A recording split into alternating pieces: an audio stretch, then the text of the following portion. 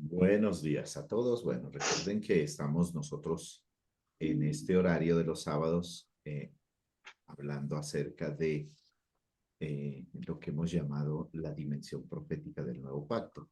Obviamente extraemos el libro de Apocalipsis, algunos pasajes relevantes vamos a mirar y vamos a considerar hablar de algunas figuras que están allí que en otro tiempo no nos ofrecieron claridad ni nos ofrecieron mayor luz, pero hoy vamos a, bueno, tratar de avanzar en el tema, inicialmente con el mensaje a las 7 iglesias, que es donde empieza el libro de Apocalipsis. Estábamos hablando de Esmirna. La palabra Esmirna, recuerden que también hicimos una exhaustiva investigación en otro tiempo, en otro momento, una exhaustiva investigación no solo etimológica, sino también arqueológica e histórica, para entender un poquito el contexto de lo que allí se plantea. Quiero hablar un poquito del contexto general del libro de Apocalipsis, que es un tema que no lo hemos tratado. Me parece que es muy importante hablar del contexto general de Apocalipsis.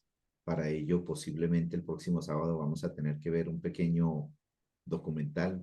Estoy escogiendo porque los que hay están muy largos, se los seguía todo el tiempo aquí mirando un documental acerca del Imperio Romano de los años 50 años antes de 100 años antes de Cristo.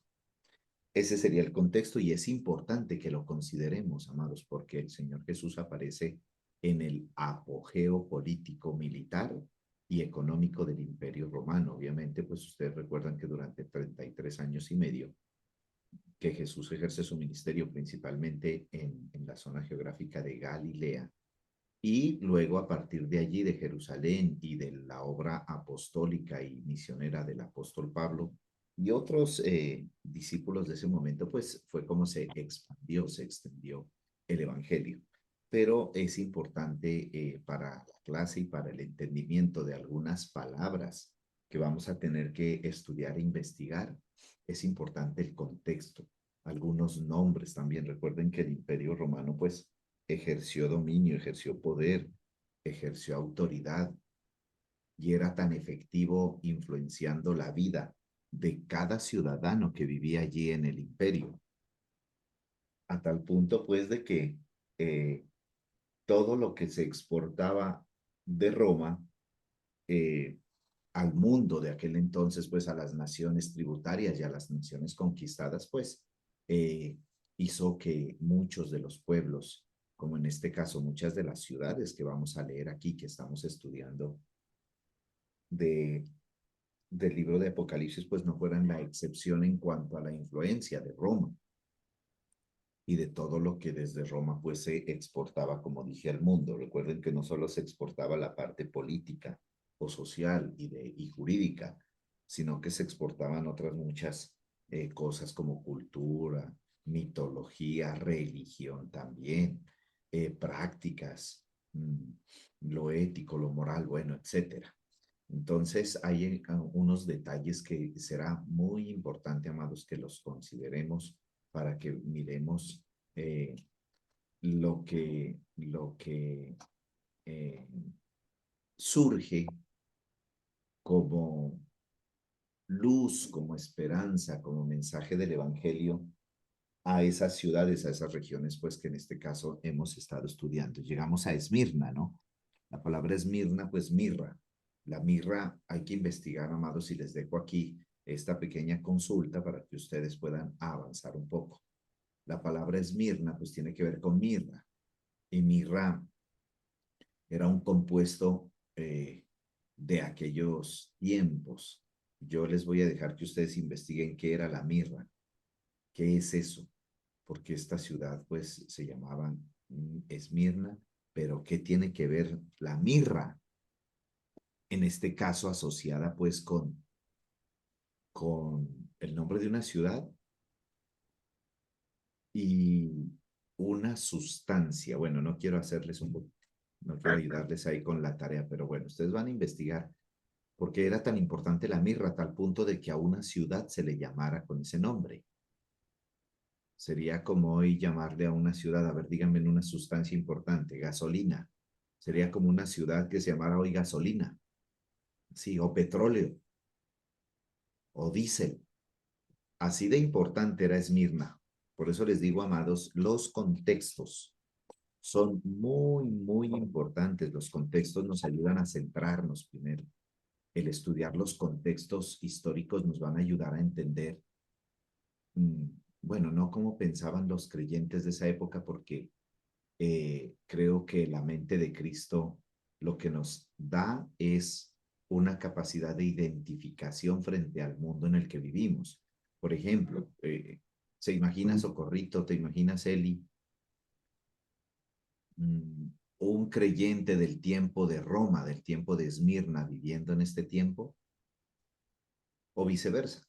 Nosotros, uno de nosotros viviendo en el tiempo del Imperio Romano, donde, bueno, la persecución se vivía pues prácticamente por la espada en algunos lugares, revueltas, subversión, o sea, digamos, era como parecido a lo de hoy, pero diferente en cuanto a, pues que hoy hay mucha tecnología, ¿no? Y en gran parte nosotros dependemos mucho de la tecnología, de los transportes, por ejemplo, allá era a pie. La misma manera de pensar, miren esto, Socorrito, consideren esto. La manera de pensar de la gente era diferente. ¿En qué sentido? Por ejemplo, no había las facilidades del transporte que tenemos hoy, porque si yo quiero ir donde está Eli, donde está Eliana ahorita, pues sencillamente yo agarro mi automóvil y voy hasta allá. Me demoro media hora o me demoro 40 minutos o una hora en un bus. Pero en ese tiempo, si yo quería desplazarme hasta donde está Eliana, tenía que preparar un viaje de un día, porque era a pie. Ahora, si no tenías caballo o carruaje, pues imagínate. Entonces los trayectos a veces eran a pie y uno tenía que programarse con anticipación. Había viajes que duraban meses. Hoy no, hoy es muy difícil para nosotros pensar en un viaje de meses. Uno, si acaso, un viaje de 1 o 2 días en avión. Si usted va de aquí a Turquía, pues se demora un día y medio. Si va de aquí a Australia, unos 2 días por las conexiones de vuelos. Pero en ese tiempo había lugares tan remotos que los únicos que podían viajar, pues uno, los comerciantes, y dos, la gente que tenía dinero y que tenía su manera de transportarse. Entonces, esa manera del transporte creaba una manera de pensar, una cosmovisión, ¿ven? Entonces tú tenías que programarte, inclusive las noticias. Cuando tú mandabas una noticia de que se falleció alguien, un amigo, y el amigo estaba lejos, pues muchas veces la noticia tardaba en llegar meses. Cuando la noticia llegaba, la persona ya la persona había muerto, había fallecido hacía días o inclusive años. Entonces, amados, importante considerar lo que les digo, el contexto de ese mundo, de ese tiempo, de lo que allí existía, de cómo la gente vivía, se transportaba, inclusive qué comían y cómo vestían. Esos contextos son sumamente importantes a la hora, pues, de nosotros entender y comprender eh, lo que el Evangelio en este caso, pues, estaba impartiendo a esa generación de creyentes. Entonces, Esmirna, mirra. Ya tienen ustedes, pues, una pequeña investigación que hacer con respecto a la importancia o por qué la mirra era una sustancia, pues, que a tal punto, Socorrito, de que le mereció colocar el nombre ciudad. Bueno, escribe al ángel de la iglesia en Esmirna, el primero y el postrero. Creo que ya explicamos eso hace unas clases atrás, porque habla pues de que mm, eh, Dios el Padre a través de Jesucristo no solo trazó un camino nuevo, sino que también recuerden, a través de Jesucristo y la manifestación de Jesucristo se hizo un punto nuevo de partida para la humanidad, porque toda la humanidad que viene antes de Cristo pues está corrupta, muertos en delitos y pecados, en el diseño del viejo hombre, perdidos en la oscuridad, en las tinieblas, y entonces a través de Cristo, y que es aquí el alfa, el omega, y aquí también dice esto, concuerda pues con el capítulo 1 que también lo leímos y lo estudiamos Aquí habla de el primero y el postrero, hablando de que y el mensaje junto con el carácter del mismo y la manifestación visible de ese mensaje, pues se refería obviamente al Señor Jesucristo, el primero y el postrero, ¿ya? El que estuvo muerto y vivió, dice esto. Esa es otra característica, diríamos, amados. El que estuvo muerto y vivió. O sea que aquí, a partir de este punto, vamos a entender que el mensaje, que en este caso se va a impartir a Esmirna, tiene un profundo sentido de orden primero. ¿Por qué? Por el primero y el postrero. Cuando usted habla del primero y el postrero, pues hablamos de orden, un orden en el tiempo, un orden en un segmento, un orden diríamos, de poner algo, un orden de edificación. El primero y el postrero, pues es una frase, son dos palabras que tienen que ver con todo lo que está organizado, obviamente según Dios. Y luego cuando dice el que estuvo muerto y vivió, pues también va a hablar aquí desde el espíritu de resurrección, podríamos decir, o va a hablar aquí desde ese poder. Entonces hay un orden establecido por Dios, diríamos, donde todo lo que es vida se va a manifestar. Eso está ahí en el versículo 8. Voy a hacer una pausa para escuchar si alguien tiene una pregunta o desea que le aclare algo, por favor, escucho.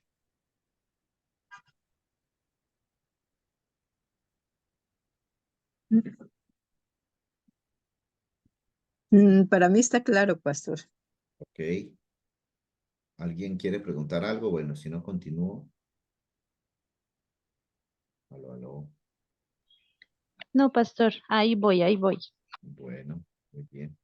Ok, entonces, en ese mismo sentido, en el versículo 9, pues va a iniciar el desarrollo, diríamos, el desarrollo del entendimiento de todo, pues lo que previamente se anuncia, ¿no? El primero, el postrero, y como dije, pues la realidad de esa experiencia espiritual en Dios, en donde los creyentes de esa época, los creyentes de ese momento, pues van a tener que nuevamente alinearse, sincronizarse. Por eso el verso 9, miren lo que dice. Yo conozco tus obras. Yo conozco tus obras. Wow. Tremenda declaración esa. Eso tiene que ver, amados, pues con todo lo que nuevamente, como en el anterior mensaje también, con todo lo que Dios aprueba. Recuerden que hay unas obras o unas actividades o un testimonio, pensamientos, palabras, acciones, decisiones que Dios ya aprobó. ¿En dónde? En Cristo. Por eso Él es el primero, el postrero, el que estuvo muerto y vivió. Si nosotros queremos y en nuestro deseo diario y continuo de que Dios apruebe o que nos presentemos ante Dios aprobados, pues tenemos que asegurarnos de que Dios conozca nuestras obras. Mucho se puede decir de esto, amados, y al hablar de yo conozco tus obras, pues uno podría inclusive enredarse él. ¿En qué sentido enredarse? Bueno, obras. ¿Cuáles obras? Las obras de misericordia, pastor, que están contenidas pues en la religión, o cuáles obras? Cantar, adorar, congregarme, leer la Biblia, tener tiempo de meditación, amar, perdonar, sacar tiempo para ayunar, bueno, para tantas cosas. Esas son, yo conozco tus obras. Obviamente ustedes saben, la respuesta es no, no. Nada que tenga que ver con los ámbitos religiosos de manipulación de la conciencia según los hombres son las obras que Dios aprobó. Por eso estamos hilando fino, Socorrito. Aquí diríamos, ¿y cómo podríamos hacer, dirán ustedes, cómo podemos hacer para identificar lo que Dios conoce de lo que la religión nos enseñó? Complicado, ¿verdad?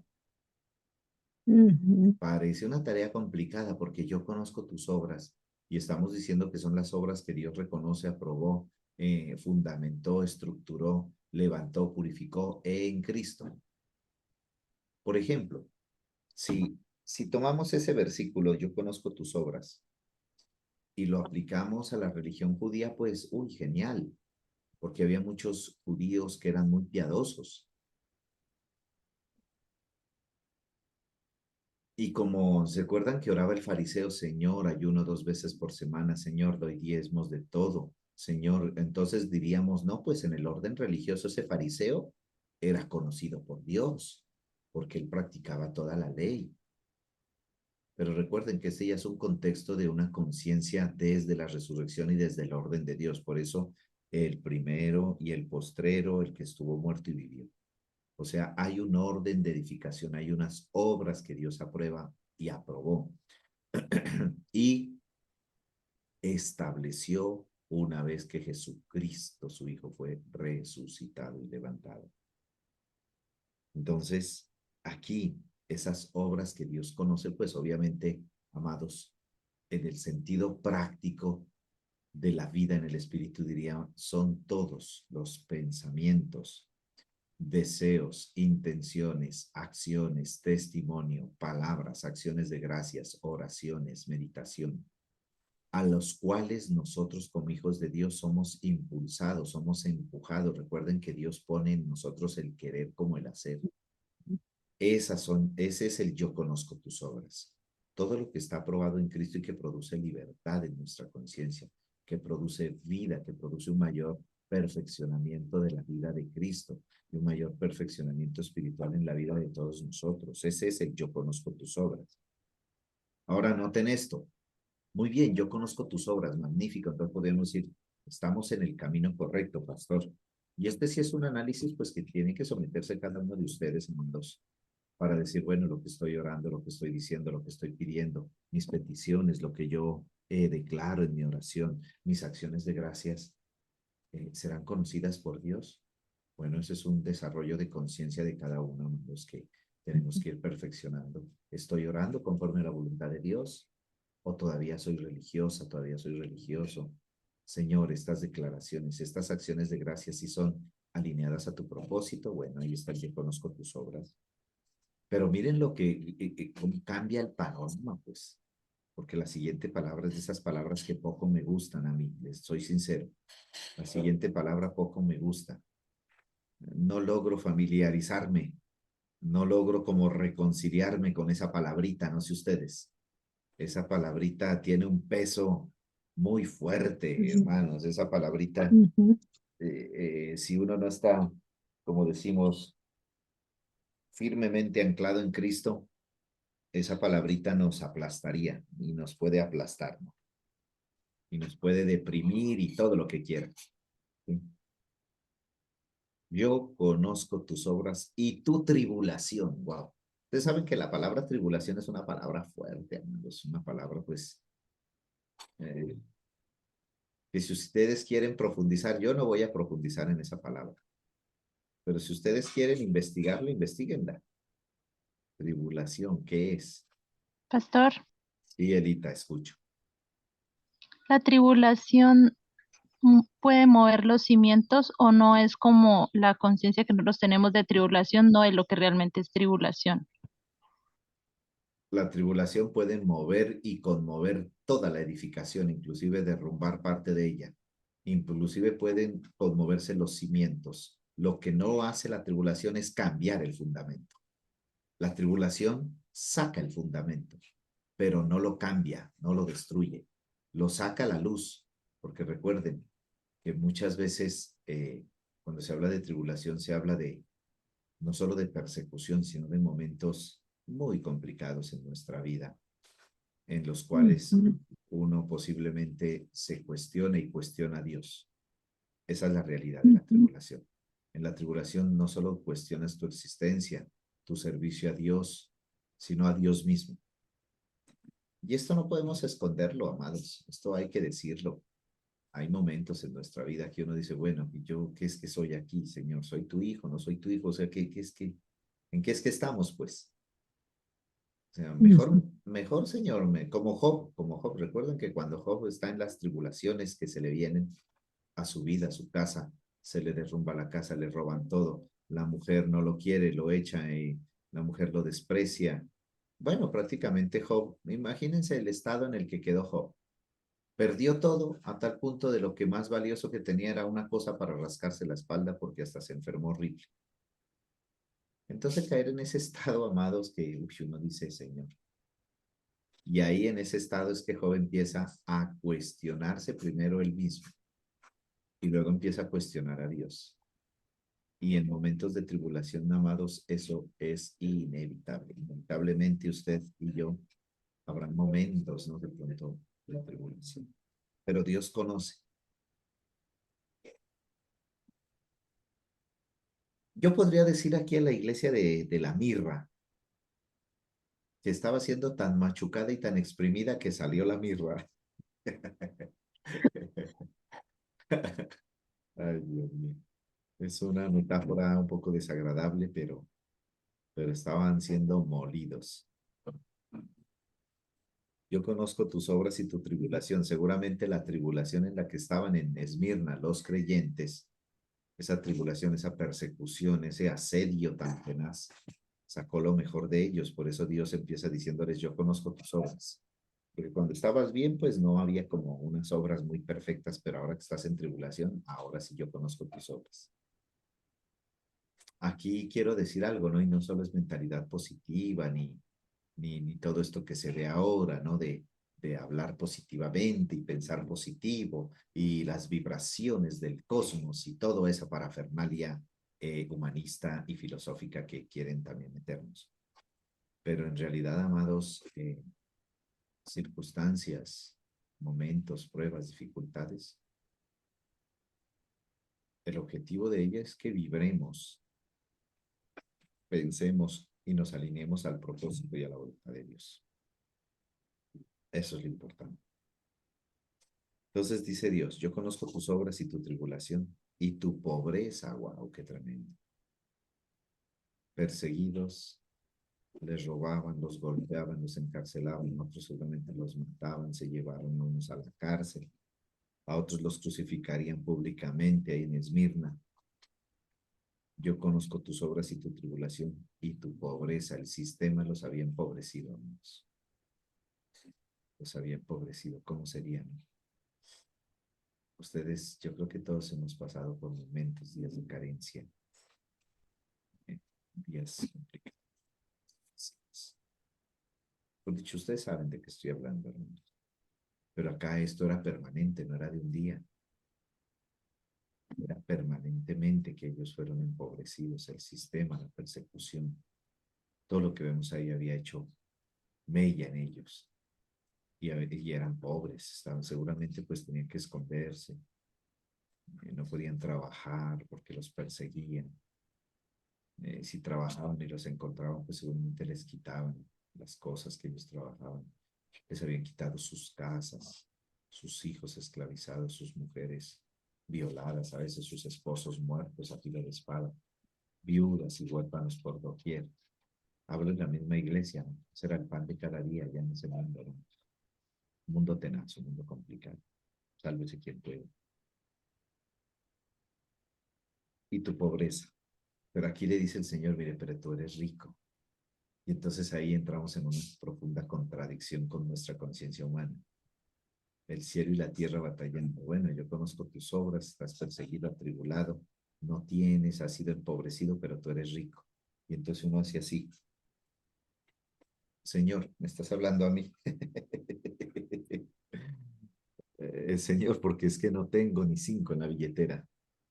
O sea, ¿de qué riquezas me hablas? No entiendo, enséñame. Porque mira, me están persiguiendo, estoy en tribulación. Yo he creído en ti, tengo el fundamento, me he conmovido, sí. Yo creo en la resurrección, acepto tu palabra del Evangelio, pero estoy pobre, no tengo. Pero, Ujú. y aquí es donde vienen las contradicciones gloriosas de la conciencia eterna, hermanos. Obviamente este será el tema, pues, que vamos a continuar hablando de Esmirna, Mirra. Lo que quiero decirles es que recuerden que estamos hablando de una progresión de conciencia. Empezamos en Éfeso, pero aquí en Esmirna sale un perfume de acción de gracias y alabanza.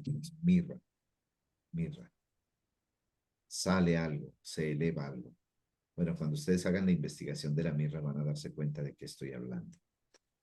Entonces dice, pero tú eres rico. cómo soy rico. Señor, ayúdame a traducir. Y esa es mi oración, amados, y me encantaría que ustedes lo piensen de la misma manera. Señor, ayúdanos a entender cómo traducimos la riqueza espiritual que tenemos, que poseemos, la plenitud en palabras, en ideas, en pensamientos.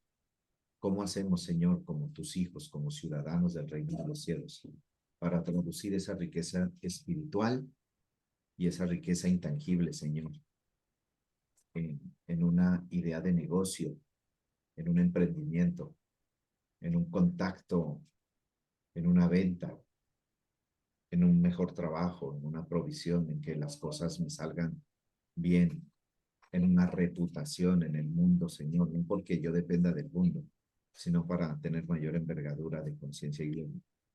Esa es mi oración, hermanos. Ayúdanos, Señor. Y por eso les digo, hijitos, únanse a mí en esa oración, Señor. Ayúdanos a descifrar los códigos para que la sanidad que ya tenemos se manifieste, para que toda la plenitud de provisión, todo lo que está represado, atrasado, Señor, llegue a nuestras manos. La herencia que está allí, atrasada, que el mundo quiso capturar, Socorrito. Imagínese el mundo perverso a quitarle lo que es de uno. Entonces, Señor, ayúdanos a pensar y hablar. ¿Qué palabras debo orar? ¿Qué palabras debo pensar? Señor, ayúdame a pensar como debo pensar. Ayúdame a meditar, Señor, para que cada vez que ore y yo diga la palabra desate. Recuerde que el poder de atar y desatar está en la iglesia, hermanos. Tenemos las llaves del reino de los cielos, el poder de atar y desatar. Muy bien, hijitos queridos, hemos casi llegado al final. Tengan la amabilidad y me dejan saber si alguien tiene preguntas, dudas, sugerencias, inquietudes, aportes, herejías, Pastor, blasfemias, todo eso. yo le voy a decir una herejía, mentiras. Pastor, pero bueno, cuando le dice, yo conozco tu pobreza, yo diría que pobreza sería la pobreza física de ellos por la persecución, ¿no? No tendrían nada. Pero tú eres rico. ¿Por qué eran ricos? Porque tenían a Cristo en su corazón y se manifestaba, porque podíamos tomarlo como de dos vías, ¿no? Sí, claro. Yo pienso que ellos eran ricos, es como nosotros, no tenemos nada, pero yo me considero rica con este entendimiento, este conocimiento, esta plenitud que a poco vamos adquiriendo, entonces yo me siento rica, Es un porque estado más de pobres son los conciencia, que están en el mundo sin obviamente. Cristo. Claro. Ujú, Por eso llegar a ese estado de conciencia espiritual creo que nos va a ayudar a alinearnos más perfectamente a la voluntad de Dios. Nos va a ayudar a sincronizarnos con el deseo de Dios y a sincronizar nuestra conciencia. Socorrito, acuérdese que Jesús hablaba y las cosas se hacían. ujú, Jesús necesitaba la provisión y hablaba, mandó a alguien y ahí estaba. Entonces es una ujú. configuración de conciencia a la que todavía no podemos acceder. Por eso les invito, amados, Tenemos a polvo. que oremos siempre, oremos, Señor, dame tus palabras, tus pensamientos para que yo los pueda expresar, para que esa voluntad tuya, Señor, pueda traducirse en los bienes que necesitamos. Es que, amados, nosotros no pedimos para nosotros, al menos pues yo cuando oro por esas cosas digo, Señor, es que Ujú, necesitamos la provisión asignada a Cristo, asignada al cuerpo de Cristo.